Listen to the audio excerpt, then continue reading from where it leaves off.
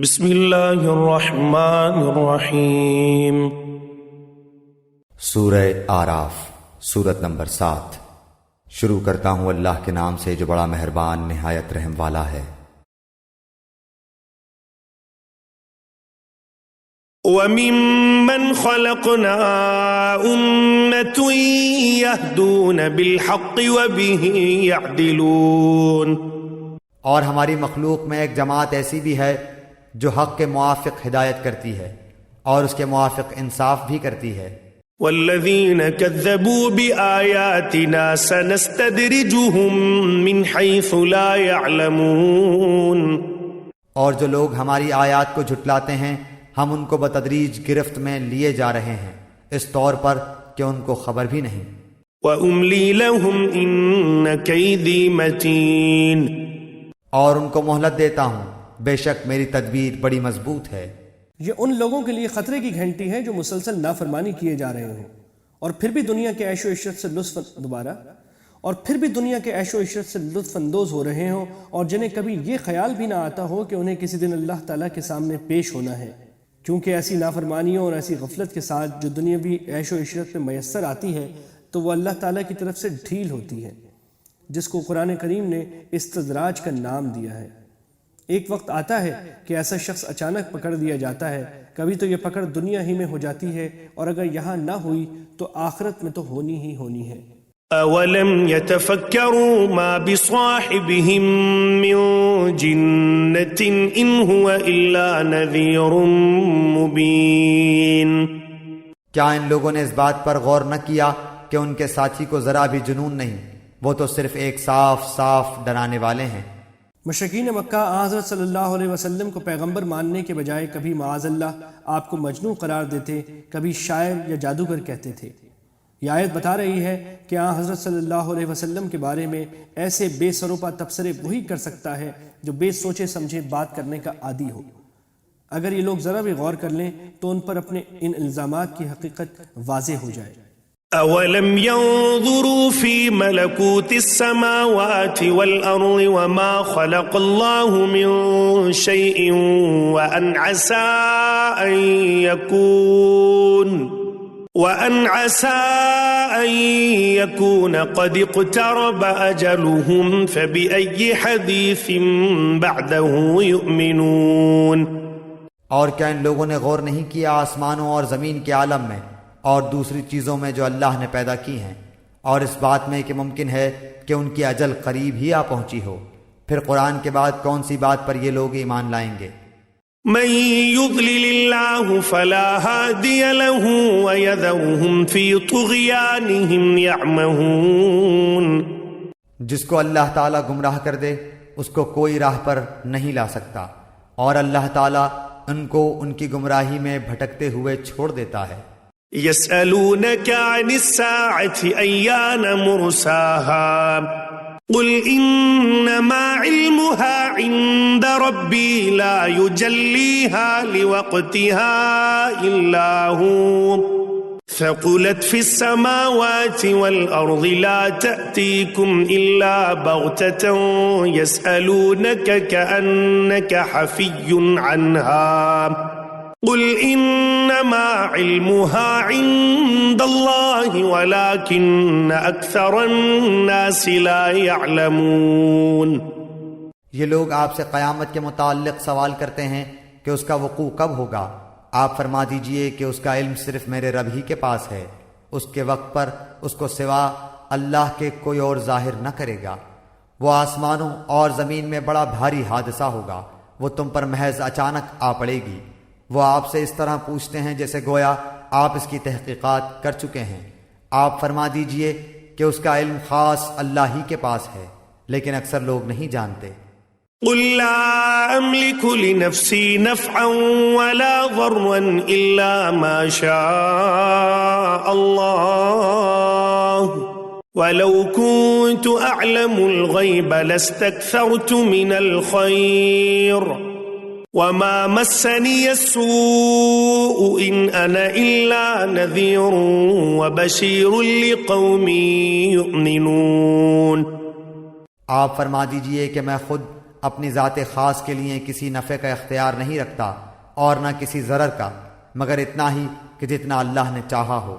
اور اگر میں غیب کی باتیں جانتا ہوتا تو میں بہت سے منافع حاصل کر لیتا اور کوئی نقصان مجھ کو نہ پہنچتا۔ میں تو محض ڈرانے والا اور بشارت دینے والا ہوں ان لوگوں کو جو ایمان رکھتے ہیں۔ یعنی اگر مجھے غیب کی ساری باتیں معلوم ہو جایا کرتیں تو میں دنیا کے سارے فائدے اکٹھے کر لیتا اور کبھی مجھے کوئی تکلیف نہ پہنچتی، کیونکہ ہر کام کا انجام مجھے پہلے سے معلوم ہو جاتا۔ حالانکہ واقعتاً ایسا نہیں ہے۔ اس سے معلوم ہوا کہ مجھے غیب کی ساری باتوں کا علم نہیں دیا گیا، البتہ جو باتیں اللہ تعالیٰ مجھے وحی کے ذریعے بتا دیتے ہیں ان کا مجھے بھی علم ہو جاتا ہے۔ یہ ان کافروں کی بھی تردید ہے جو پیغمبر کے لیے ضروری سمجھتے تھے کہ اسے خدائی کے اختیارات حاصل ہوں، اور ان لوگوں کو بھی تنبیہ ہے جو اپنے پیغمبروں کی تعظیم میں حد سے نکل کر انہیں خدائی کا درجہ دے دیتے ہیں، اور جس شرک کو مٹانے کے لیے انبیاء کرام تشریف لائے تھے ان کی تعظیم کے نام پر اسی شرک کا ارتکاب کرنے لگتے ہیں۔ هو الذي خلقكم من نفس واحدة وجعل منها زوجها ليسكن إليها فلما تغشاها حملت حملا خفيفا فمرت به فلما أثقلت دعوا الله ربهما لئن آتيتنا صالحا لنكونن من الشاكرين۔ وہ اللہ تعالیٰ ایسا ہے جس نے تم کو ایک تن واحد سے پیدا کیا اور اسی سے اس کا جوڑا بنایا تاکہ وہ اس اپنے جوڑے سے انس حاصل کرے۔ پھر جب میاں بیوی سے قربت حاصل کی تو اس کو حمل رہ گیا ہلکا سا، سو وہ اس کو لیے ہوئے چلتی پھرتی رہی۔ پھر جب وہ بوجھل ہو گئی تو دونوں میاں بیوی اللہ سے جو ان کا مالک ہے دعا کرنے لگے کہ اگر تو نے ہم کو صحیح سالم اولاد دے دی تو ہم خوب شکر گزاری کریں گے۔ ایک جان سے مراد حضرت آدم علیہ السلام ہیں اور ان کی بیوی سے مراد حضرت حوا علیہ السلام۔ اب یہاں سے حضرت آدم علیہ السلام کی ایک ایسی اولاد کا ذکر ہو رہا ہے جس نے بعد میں شرک کا راستہ اختیار کیا۔ فلما آتاهما صالحا جعلا له شركاء فيما آتاهما فتعالى الله عما يشركون۔ سو جب اللہ نے دونوں کو صحیح سالم اولاد دے دی تو اللہ کی دی ہوئی چیز میں وہ دونوں اللہ کے شریک قرار دینے لگے، سو اللہ پاک ہے ان کے شرک سے۔ أَيُشْرِكُونَ مَا لَا يَخْلُقُ شَيْئًا وَهُمْ يُخْلَقُونَ۔ کیا ایسوں کو شریک ٹھہراتے ہیں جو کسی چیز کو پیدا نہ کر سکیں اور وہ خود ہی پیدا کیے گئے ہوں۔ وَلَا يَسْتَطِيعُونَ لَهُمْ نَصْرًا وَلَا أَنفُسَهُمْ يَنصُرُونَ۔ اور وہ ان کو کسی قسم کی مدد نہیں دے سکتے اور وہ خود بھی مدد نہیں کر سکتے۔ وَإِن تَدْعُوهُمْ إِلَى الْهُدَى لَا يَتَّبِعُوكُمْ سَوَاءٌ عَلَيْكُمْ أَدَعَوْتُمُوهُمْ أَمْ أَنْتُمْ صَامِتُونَ۔ اگر تم ان کی کوئی بات بتلانے کو پکارو تو تمہارے کہنے پر نہ چلیں، تمہارے اعتبار سے دونوں امر برابر ہیں، خواہ تم ان کو پکارو یا تم خاموش رہو۔ ان الذين تدعون من دون الله عباد امثالكم فادعوهم فليستجيبوا لكم ان كنتم صادقين۔ واقعی تم اللہ کو چھوڑ کر جن کی عبادت کرتے ہو وہ بھی تم ہی جیسے بندے ہیں، سو تم ان کو پکارو، پھر ان کو چاہیے کہ تمہارا کہنا کر دیں اگر تم سچے ہو۔ أَلَهُمْ أَرْجُلٌ يَمْشُونَ بِهَا أَمْ لَهُمْ أَيْدِي يَبْطِشُونَ بِهَا أَمْ لَهُمْ أَعْيُنٌ يُبْصِرُونَ بِهَا أَمْ لَهُمْ آذَانٌ يَسْمَعُونَ بِهَا قُلِ ادْعُوا شُرَكَاءَكُمْ ثُمَّ كِيدُونِ فَلَا تُنظِرُونَ۔ کیا ان کے پاؤں ہیں جن سے وہ چلتے ہوں، یا ان کے ہاتھ ہیں جن سے وہ کسی چیز کو تھام سکیں، یا ان کی آنکھیں ہیں جن سے وہ دیکھتے ہوں، یا ان کے کان ہیں جن سے وہ سنتے ہوں؟ آپ کہہ دیجئے تم اپنے سب شرکا کو بلا لو، پھر میری ضرر رسانی کی تدبیر کرو، پھر مجھ کو ذرا مہلت مت دو۔ کفار مکہ حضرت صلی اللہ علیہ وسلم کو ڈرایا کرتے تھے کہ آپ ہمارے دیوتاؤں کے بارے میں ایسی باتیں کہتے ہیں کہ ان میں کچھ بھی طاقت نہیں ہے، اس کی وجہ سے ہمارے دیوتا آپ کو معاذ اللہ سزا دیں گے۔ یہ آیت اس کا جواب دے رہی ہے۔ ان ولیجی اللہ الذی نزل الکتاب وهو یتولی الصالحین، یقیناً میرا مددگار اللہ تعالی ہے جس نے یہ کتاب نازل فرمائی اور وہ نیک بندوں کی مدد کرتا ہے۔